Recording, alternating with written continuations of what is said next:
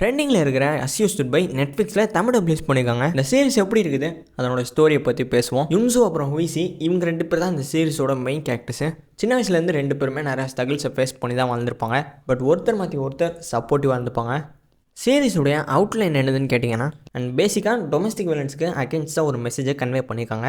தன்னோட ஃப்ரெண்டு மேரேஜுக்கு அப்புறம் ஹாப்பியாக இருக்காங்கன்னு தான் நினச்சிக்கிட்டு இருக்காங்க.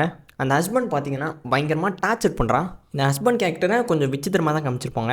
ஒரு பியூரான சைக்கோன்னு சொல்ல முடியாது, பட் கிட்டத்தட்ட அந்த மாதிரி தான் நடந்துப்பாரு. டார்ச்சர் பண்ணியிருப்பாரு. பட் ஒவ்வொரு முறை அடிச்சதுக்கப்புறமாவும் கிஃப்ட்டை வாங்கிட்டு வந்து கொடுத்துருப்பாரு. கபோர்ட்குள்ளே வைக்கும் போது தான் தெரியுது அந்த கபோர்ட் ஃபுல்லாகவே கிஃப்ட்ஸ் எல்லாம் நிரம்பி இருக்குது. ஸோ எந்த அளவுக்கு இவர்கிட்ட கஷ்டப்படுறாங்கன்றத சிம்பாலிக்காக காமிச்சிருப்பாங்க.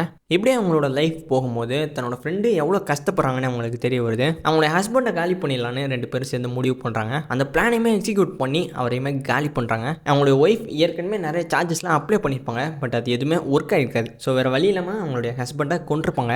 இதனால் உங்களுக்கு என்னென்ன கான்சிக்வன்ஸ்லாம் வருது, இவங்க 2 பேரும் சேர்ந்து எப்படி அதை ஃபேஸ் பண்ணுறாங்கன்னு பார்க்க போகிறீங்க. சிம்பிளான ஸ்டோரி தான், பட் ஸ்க்ரீன் ப்ளே பார்த்தீங்கன்னா பார்த்து பண்ணியிருக்காங்க. வயலன்ஸ் சீனு எந்த அளவுக்கு டிஸ்டர்பிங்காக இருக்குன்றது டேரக்டருக்கு நல்லாவே தெரிஞ்சிருக்குது. அதனாலேயே அந்த பிஃபோர் அண்ட் ஆஃப்டர்ன்ற சீக்வன்ஸ்லாம் வச்சிருக்காங்க. அந்த ஹஸ்பண்ட் அடிக்கிற சீக்வன்ஸ்லாம் ஒரு மாண்டேஜ் மாதிரி தான் பார்த்துருப்பீங்க. ஒருத்தனை காலி பண்ணிட்டு 2 பேரும் சேர்ந்து ஜாலியாக பிக்னிக் போயிருப்பாங்க. இதனால இவங்க 2 பேரும் சைக்கோவான்னு யோசிக்க தேவையில்ல. இந்த சீரிஸ் பார்த்தீங்கன்னா உங்களுக்கே புரியும். சீரிஸில் வயலன்ஸ் சீன்லாம் ஓவர் யூஸ் பண்ணாமல் நல்லாவே ஹேண்டில் பண்ணியிருக்காங்க. சீரிஸ் நல்லா இருக்குது, இருக்கிறதுலே பெஸ்ட்டுன்னு சொல்ல மாட்டேன், பட் ஓகேவா பண்ணியிருக்காங்க. அஸ் யூஸ்ட் பை நெட்ஃப்ளிக்ஸில் தமிழ் டப் அவைலபிளாக இருக்குது. உங்களுக்கு சீரிஸ் அண்ட் ட்ராமா கண்டென்ட்ஸ் பிடிக்குன்னா கண்டிப்பாக சேனல் வீடியோஸ் செக் பண்ணி பாருங்கள். நீங்கள் எந்த மாதிரி கண்டென்ட்ஸ் எதிர்பார்க்குறீங்கன்னு கமெண்ட் பண்ணுங்கள். அண்ட் புது நியூஸ்க்கு லைக் பண்ணி சப்ஸ்கிரைப் பண்ணுங்கள்.